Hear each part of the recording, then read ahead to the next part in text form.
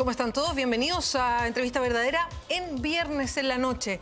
Queremos que se sumen, como todos los días al programa, para hacer preguntas también o comentarios en el hashtag Lo Digo en EB, por Entrevista Verdadera. Hoy nos acompaña la ministra de Vivienda, Paulina Zabal. Ministra, muchas gracias por venir. Hola, buenas noches. Ministra, venimos de un sistema frontal, dejó lluvias fuertes. Se alargó por todo el país, de hecho llega hasta el norte, que no está acostumbrado a lluvias intensas, y esto, claro, surgen los problemas, qué sé yo, no hay colectores de agua lluvia en algunas zonas, está la cercanía con esteros o ríos, en fin, que se desbordan, familias que se ven en situación complicada. ¿Cuánto manejo tiene el Ministerio de Vivienda para poder determinar dónde se construye, la calidad de esa construcción, si necesitan elevar terrenos, manejo de aguas? ¿Cuánto puede meterse el Ministerio de Vivienda en eso? Bueno, lo primero es decir que quizás tenemos dos áreas distintas de competencia que terminan en un mismo fin, que es garantizar la calidad de vida dentro de las ciudades y dentro de ello prevenir los riesgos. Uno son las competencias del Ministerio de Vivienda en materia de planificación. Ya. Nosotros generamos las normas que permiten que la planificación de las ciudades sea armónica, que sea oportuna, que sea participativa, que incorpore los riesgos, y se va traduciendo entonces los distintos instrumentos de planificación territorial, desde los planes reguladores a nivel comunal, los intercomunales, etc. Y el problema, yo diría, respecto a los instrumentos de planificación territorial es que muchas veces su actualización es muy tardía y los riesgos, por ejemplo, van evolucionando, porque en la medida que se va construyendo, se va generando una ciudad distinta, pero también en la medida que el conocimiento humano va avanzando, es necesario generar nuevos instrumentos. Perdón, ministra, pero ¿hay planificación real? Se lo pregunto porque queda la sensación que muchas ciudades, y porque Chile a lo mejor no es una gran potencia ni tiene todas las lucas que quisiera, pero que las ciudades se han ido armando de parches, se han ido armando por decisiones que toman las mismas personas, por decisiones que toman los privados. Entonces, ¿cuánto realmente hay de planificación en las ciudades en Chile? Bueno, la planificación perfecta no existe en ningún área de la vida, la verdad de las cosas. Y la ciudad es un ente vivo, es un ente que crece, que se desarrolla al ritmo del crecimiento del país, de la cultura de sus personas y también yo diría que de la creatividad de quienes la están construyendo. Pero sí hay planificación. Si uno se pregunta, por ejemplo, por qué en lugares de la ciudad se construyen edificios de 20 pisos y por qué en otra parte solamente viviendas de un piso, o por qué en una parte hay comercio, o por qué hay vías en un lugar y hay espacios públicos, eso corresponde a una planificación. La ciudad se planifica en la medida que se determinan sus usos, en la medida que se establecen aquellas infraestructuras necesarias para el funcionamiento de ello. El tema es, o yo diría que el gran desafío en primer lugar es que la ciudad se planifique de una manera armónica, acogiendo los distintos usos, incorporando sus distintos atributos, porque muchas veces hablamos de los riesgos, pero se nos olvidan cuáles son las cualidades. El hecho de que una ciudad tenga un río, que tengamos la cordillera, son atributos que hay que potenciar. Y lo otro importante es cuán participativa es la planificación de las ciudades. ¿Y hoy día qué pasa con eso? Hay participación y también quiero una mirada suya como ministra. ¿Le gusta? ¿Hay armonía en cómo se ha planificado, cómo se han ido levantando las ciudades? Yo creo que nosotros tenemos ciudades bien distintas, desde las áreas metropolitanas como Santiago, por ejemplo, Valparaíso, que son áreas gigantescas en el fondo, y donde los desafíos hoy día son básicamente el tema de la densidad, pero también un gran pero sí existen muchas veces problemas de provisión de servicios o de la calidad de los servicios. Entonces, cada ciudad o cada escala de ciudad tiene fortalezas y tiene también complejidades distintas. Y yo creo que nosotros, o nuestro desafío hoy día, es normar, legislar y gestionar asumiendo la realidad distinta de cada una de las ciudades, pero siempre con un propósito, que es asegurar la calidad de vida de los habitantes, ser armónicos con el medio en el cual se emplaza y generar, yo diría que las mejores condiciones desde el punto de vista de la infraestructura para que convivan distintas actividades, distintas personas y se desarrolle y se proyecte el futuro. Pero eso, traducirlo en un instrumento de planificación territorial claramente es un desafío y es uno de los temas que hoy día estamos enfrentando como ministerio, pero no solamente como ministerio, como país.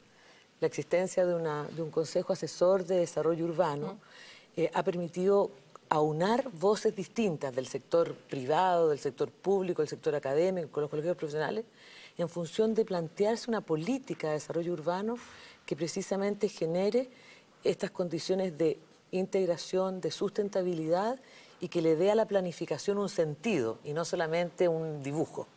Ministra, tenemos ya preguntas que llegan a través de las redes sociales, lo digo NB, usando ese hashtag, revisemos. Comic Sama dice, todavía no se da solución a Copiapó y en La Serena, cada vez que llueve se corta la luz y el agua. ¿Qué hay con ello? Pregunta. Bueno, a ver, yo creo que hay que diferenciar varias cosas. En primer lugar, los cortes de luz, cuando hay temporales, etcétera, están asociados a la capacidad que tiene nuestro propio sistema de energía y muchas veces a que el viento bota un poste, etcétera. Distinto es lo que él está planteando, que es muy interesante, que es el tema de la capacidad de tolerancia al agua, desde parte, por ejemplo, de las vías o de las calles. Y ahí tenemos un tema que dice relación con la provisión de colectores de agua lluvia, que tiene que ver con el nivel de la infraestructura, también con los caudales de los ríos, cómo se encausan al interior de las ciudades.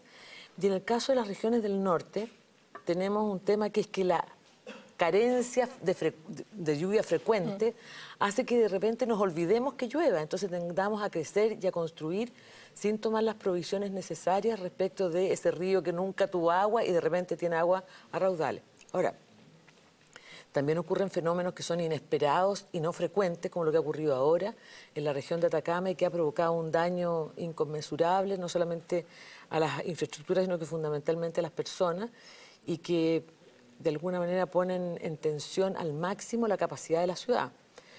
Pero ahí está el tema, nosotros tenemos que ser capaces de tener ciudades que resistan la vida cotidiana y también estos eventos, y es por eso que hoy día estamos trabajando no solamente para reconstruir las viviendas en el norte, sino para establecer con mayor claridad las zonas de riesgo y hacer una gran inversión en infraestructura. Sí, de hecho, ya le voy a preguntar por eso, porque usted ha estado de reconstrucción en reconstrucción, o sea, si no fue un terremoto primero, después el incendio en Valparaíso, después pasó lo de Atacama, entonces... Y el volcán después. Bueno, y el volcán, para agregar otra, sí fue realmente... pero quiero entrar después a eso, a todas las complejidades que tienen las reconstrucciones y ver las velocidades en que se avanza, pero antes, para ir cerrando este tema, quería preguntarle, y a lo mejor con ejemplos, después del terremoto y el maremoto, había mapas, incluso de especialistas, donde decían hasta dónde podía llegar el agua en un futuro maremoto.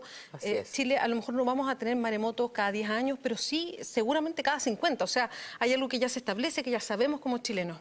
¿Qué ha pasado? ¿Se ha vuelto a construir en lugares de riesgo? Lo pregunto porque no es tan sencillo. Hay presiones inmobiliarias, me imagino, presiones de las personas que tenían terrenos en esos lugares. ¿Cómo se maneja el ministerio ahí? ¿Cuánto poder tiene el ministerio, por ejemplo, para poder negociar con los alcaldes, que ese es un tema, porque ellos son los que dan permisos, en fin? ¿Cuánto también tiene el Ministerio de Empoderamiento para ver lo que pasa con los terrenos, con las inmobiliarias que presionan, las mismas personas que tenían terrenos ahí? ¿Cómo se maneja? Bueno, tal como decíamos, una primera ámbito de competencia del Ministerio son las normas para planificar. Ya. Si bien no es el Ministerio el que planifica, son los, como usted bien dice, los municipios a nivel comunal, el Ministerio a nivel intercomunal. ¿Y ahí conversan? Sí, absolutamente. Hay una... Pero el segundo tema, que es muy importante, que está relacionado con lo que usted dijo, es la inversión que se hace en obras urbanas. Y después del terremoto y el tsunami del 27 de febrero, si uno mira las ciudades del borde costero que fueron afectadas por el tsunami, nos vamos a dar cuenta que se han tomado distintas medidas de protección, que no siempre tienen que ver solamente con decir aquí no se puede construir, sino que lo que es más interesante es con generar obras que, por ejemplo, las costaneras, por ejemplo, los bordes de río, que se han convertido en espacios públicos de calidad donde se le replantea el uso a objeto que sea un uso de un espacio público adecuado, el que signifique dos beneficios, la protección y la calidad de la relación de la ciudad con el borde mar. Entonces, yo creo que también tenemos que pensar que la protección no es siempre poner una muralla o impedir que nada ocurra, sino que dejar que ocurran cosas que sean armónicas con el peligro que pueda ocurrir. Y esa armonía en un país complejo como el nuestro, con su geografía bastante loca, la verdad es que puede ser desde hacer una costanera, poner prohibiciones o también tener medidas de evacuación prontas y adecuadas. Entonces, yo creo que lo que hoy día se ha planteado muy fuertemente, y precisamente a raíz de lo que usted dice, este último tiempo hemos sido pródigos y diversos en materia de desastres naturales, lo que hoy día se plantea es que las medidas tienen que ser adecuadas al lugar donde están y comprometer fuertemente a la población que en ese lugar vive. Y para eso lo fundamental es tener un conocimiento acabado de donde yo vivo, con sus atributos y también con sus peligros. Ministra, llegan más preguntas a través de las redes sociales.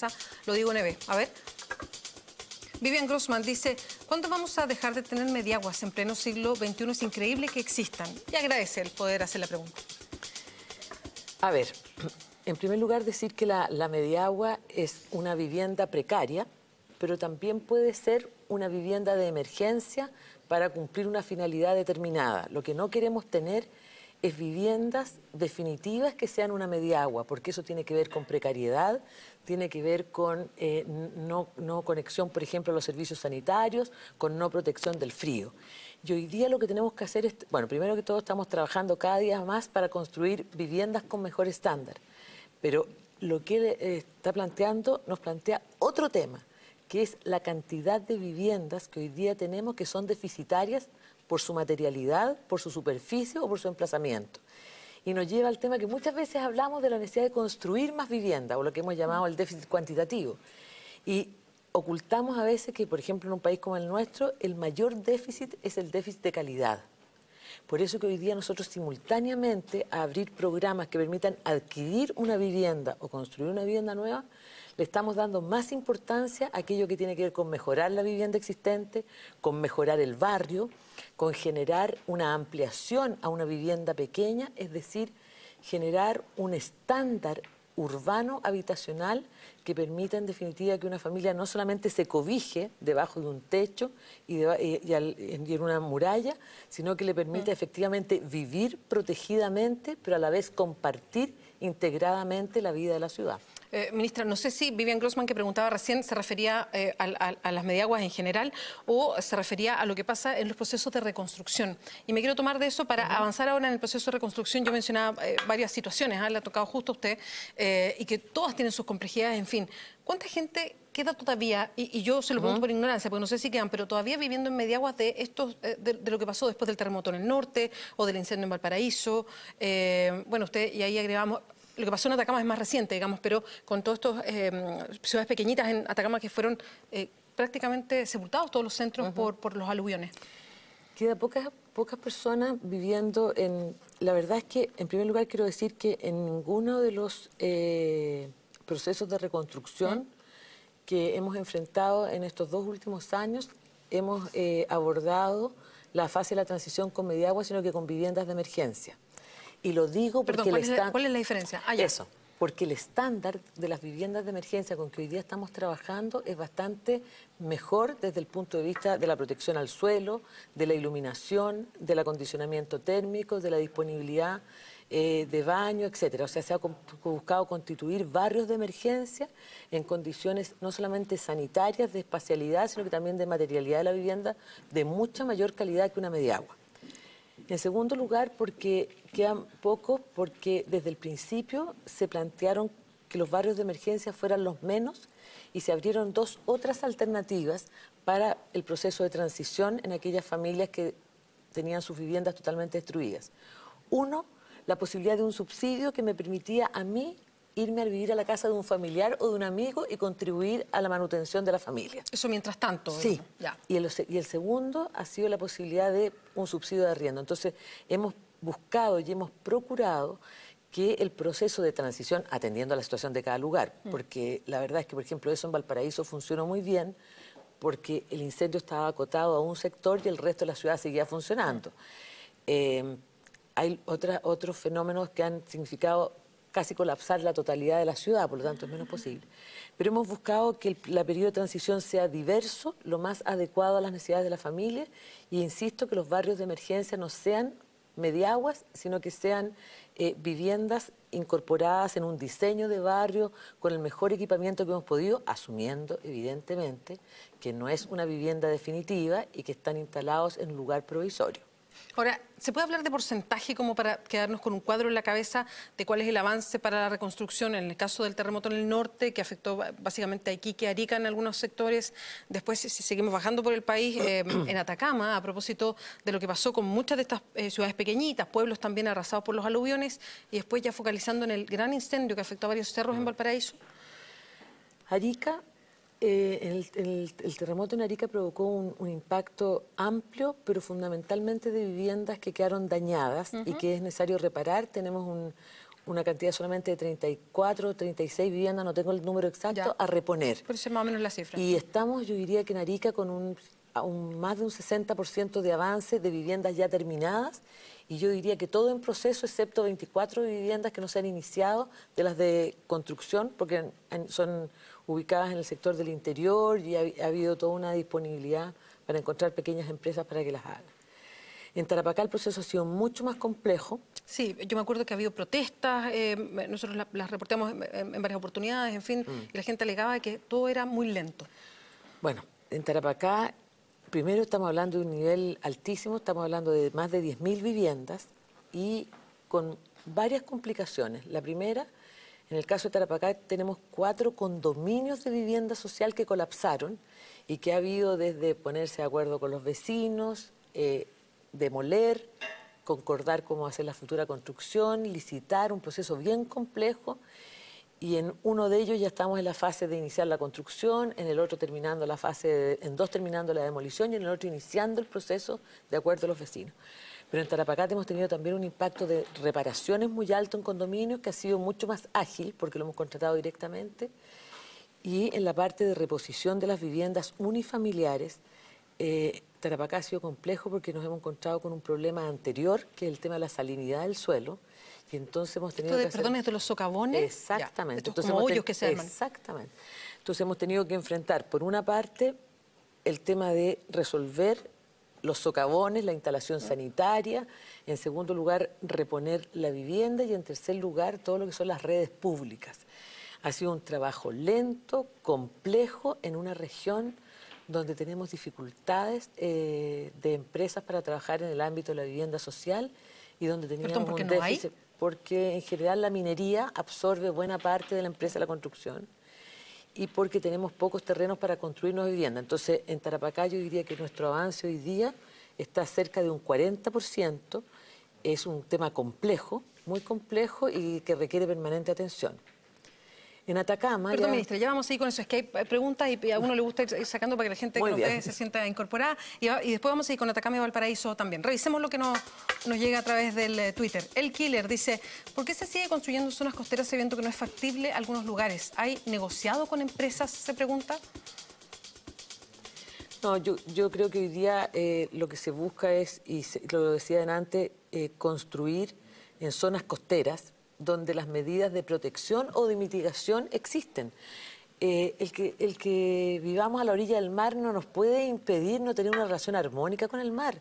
Lo que ocurre, como tampoco la podemos dejar de tener con la cordillera o con los ríos, si no, no podríamos vivir en ninguna parte. Lo importante es que las construcciones en esos lugares tengan las medidas adecuadas de protección. Entonces, el mar no puede ser nuestro enemigo. El mar tiene que ser un espacio que es incorporado a nuestra geografía y a nuestros atributos y lo tenemos que incorporar de una manera adecuada. Entonces, lo que hoy día tenemos que hacer es que las construcciones al mar tengan una barrera de protección que generalmente es la playa, el espacio público, una costanera, y tengan un tipo de construcción que permita que en caso de un desborde del mar, quizá el mejor ejemplo es lo que se dice un dichato, que son estas viviendas que tienen una especie de palafito que permite que incluso si hubiese una irrupción del mar pudiese desplazarse y no chocar contra las barreras. Entonces, podemos construir en los bordes del lago, los bordes del río, cerca de la cordillera, en el mar. Lo importante es cuáles son las medidas de resguardo que tomamos, cuál es la calidad de la construcción y evidentemente hay zonas que no deben ser construidas nunca. Perdón, ministra, pero uno como ciudadano y viviendo, todos me imagino que la persona que nos preguntaba y varios que nos están escuchando en distintas comunas del país, se da cuenta que hay una presión inmobiliaria constante. Entonces, yo le quiero una opinión suya. ¿Cuánto hay de esta presión inmobiliaria constante para, a lo mejor, que alcaldes vayan cediendo un poquito, que se vayan dando permisos? De repente hay comunas que dicen, no, sí, prohibido construir en altura, y después uno ve hasta 5 años después que se sigue construyendo en altura, entonces uno ahí se pierde. ¿Cuánto hay de ese negociado, como decía esa persona, por la presión? Pero no me conteste ahora, porque tenemos que hacer una pausa, tenemos que hacer un alto para eso y seguir con el tema de la reconstrucción. Pero Y ya estamos de vuelta en Entrevista Verdadera. Estamos con la ministra de Vivienda, Paulina Zabal. Ministra, quedamos con una pregunta pendiente y esta sospecha que uno tiene de la presión inmobiliaria. ¿Cuánto de eso existe? A ver, en todo proceso de definiciones en los cuales uno quiere definir cómo se usa algo, con qué intensidad, si esto se destina a barrio comercial, a vivienda, evidentemente que hay presiones, pero son las presiones de los ciudadanos que quieren conservar su barrio, del desarrollador inmobiliario que quiere construir una torre, del comerciante que quiere tener una mejor... Todos presionan. Pero ahí hay poderes distintos. Exactamente, ese es el tema. Entonces, ¿qué es lo que nosotros tenemos que garantizar? Que todos los grupos de interés que son legítimos tengan la misma oportunidad. ¿Y pasa eso hoy día? Hoy día tenemos que mejorar, y ese es uno de los temas que es nuestro gran desafío. En primer lugar, mejorar los niveles de participación, pero tiene que ser una participación donde yo pueda decidir, y por lo tanto lo que estamos modificando hoy día legalmente es que la participación sea respecto de la idea y no de la parte técnica de que la rasante y la densidad, sino que en el fondo discutamos, a ver, yo vivo en esta comuna, ¿cuánto vamos a dedicar a comercio, cuánto a vivienda, cuántos pisos? Sí, claro. Lo que entiende cualquier ciudadano.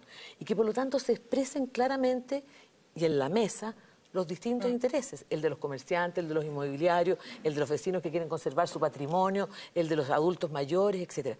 Si eso lo lográsemos, la ciudad sería realmente una expresión de múltiples visiones, de múltiples intereses en un espacio democrático concordado. Ministra, no podemos seguir avanzando, no podemos dejar de avanzar en la reconstrucción, que nos quedamos en Atacama y quiero alcanzar a tomar lo de Valparaíso también. ¿Cómo va lo de Atacama en el proceso de reconstrucción? En Atacama el proceso bien más complejo ha sido el poder delimitar las nuevas áreas en las cuales se va a poder construir, porque hemos tenido que hacer estudios de la calidad de los suelos, de la contaminación y porque necesitamos hacer obras de infraestructura de envergadura mayor para habilitar esos terrenos. Y porque, bueno, el proceso de Atacama tuvo un momento muy crudo, que fue todo el tiempo en que ni siquiera podíamos acceder a los lugares porque estaba todo totalmente colapsado. Esa etapa ya se ha superado. Hoy día estamos ya con los primeros subsidios de reparación entregados y, por lo tanto, iniciando ese proceso.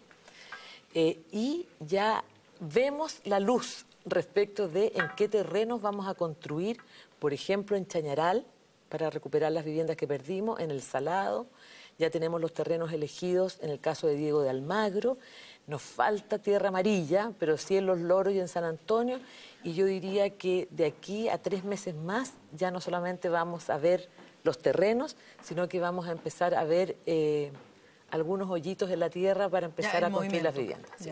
Y en el caso de Valparaíso, que también era un tema complejo. En Valparaíso, el proceso de Valparaíso tuvo tres dimensiones. Uno, la dimensión de constatar que detrás de los cerros había una expresión brutal de la inequidad de nuestras ciudades, porque en estos cerros no solamente habían viviendas, sino que una carencia absoluta. Además que era detrás de los cerros que se veían. Exactamente, de espacios públicos, etcétera, y ahí hemos echado a andar un plan importante de inversión de vías que conectan a la ciudad, de obras de infraestructura que van a proteger las quebradas, etcétera, y eso todo ya está iniciándose. Luego, posibilitar que las familias construyan en sus viviendas, ya tenemos... yo diría que un 60% de viviendas con proyectos aprobados en la Dirección de Obras Municipales, con las medidas de mitigación e iniciadas las construcciones. Nos falta todavía un porcentaje. Y luego estaba toda la situación de las familias que estaban allegadas o en zonas de riesgo, a las cuales le hemos generado la oportunidad de adquirir una vivienda en otros sectores. Ministra, qué lástima, se nos fue el tiempo para ver, con el detalle, a ver si se pudo dejar de construir en zonas de riesgo, que era uno de los grandes temas en Valparaíso. Será para otra oportunidad entonces. Absolutamente disponible. Muchas gracias, ministra. Muchas gracias. Que le vaya bien. Vamos ahora a un resumen de noticias. Un nuevo balance del sistema frontal que afecta a nuestro país entregó el director de la ONEMI, Ricardo Toro. En la zona centro-sur, 328 personas resultaron damnificadas, de las cuales 80 se encuentran albergadas. Según información entregada por la Superintendencia de Electricidad, 4.827 clientes entre las regiones de Coquimbo y O'Higgins se encuentran sin suministro eléctrico, informó Toro, quien agregó que este nuevo sistema sería mucho menor en intensidad de lluvias, pero que traerá fuertes vientos entre 80 y 60 km por hora. Finalmente comunicó que los recursos serán principalmente para la zona norte por el desplazamiento de las condiciones climáticas, las que podrían terminar con lluvias entre 10 a 20 milímetros. Este frente de viento y lluvias obligó a suspender el duelo entre O'Higgins y Universidad de Chile, que se jugaría en la sexta región. Esta tarde, el sexto tribunal oral en lo penal condenó a 7 años de cárcel al pastor de la Iglesia Evangélica Ricardo Cid por abuso sexual reiterado con carácter de consumado contra un menor de edad. Esto luego de que el día lunes se le declarara culpable de este delito y absolviéndolo de la acusación en contra de otro adolescente. Se condena como autor del delito de abuso sexual a persona mayor de 14 años en carácter de reiterado y consumado a la persona de iniciales MNLA, perpetrados en días no determinados del mes de noviembre de 2012, a la pena de 7 años de presidio mayor en su grado mínimo, indica la sentencia. En medio de la discusión política al interior de la nueva mayoría, el gobierno alzó la voz públicamente para negar los dichos sobre que el Partido Comunista es el vencedor del cónclave que presidió Michelle Bachelet el lunes pasado. Esta disputa se sustenta con las declaraciones del ex timonel de la democracia cristiana, el senador Ignacio Walker, quien afirmó que su sector va a tener que cumplir con el rol de obrero, al tratar de hacer que la política y la economía no se desalineen. Ante esta declaración, el ministro Marcelo Díaz calificó la situación como una disputa artificial que se ha generado y aseguró que la presidenta ha sido clara al señalar que se jerarquizará el programa de gobierno. De acuerdo a las estimaciones de eConsult, de mantenerse el tipo de cambio en los niveles actuales, el precio promedio de las gasolinas subiría 4 pesos y el del diésel disminuiría 5 durante la semana que comienza el 13 de agosto. Si se cumple esta previsión, el valor de las gasolinas completaría 12 semanas consecutivas de alzas, en las que acumularía un incremento promedio de 61 pesos por litro. Así, la gasolina de 93 octanos llegaría a 763 pesos por litro, la de 95 se ubicaría en 801 pesos por litro y la de 97 octanos alcanzaría los 844 pesos por litro, anotando su mayor alza desde mediados de diciembre del año pasado. Y ya estamos terminando entrevista verdadera, pero hay una información. La lanza ahora Radio ADN a través de su Twitter. Lo vamos a mostrar ahí y dice que falleció Manuel Contreras. Falleció el condenado por violación a derechos humanos Manuel Contreras. Ahora coloca, esto fue hace un minuto, falleció condenado por delitos de violaciones a derechos humanos Manuel Contreras en el hospital militar. Nos quedamos con esa información. Cerramos entrevista verdadera. Muchas gracias por acompañarnos. Ya llega Ignacio Franzani con Mentiras Verdaderas. Buenas noches.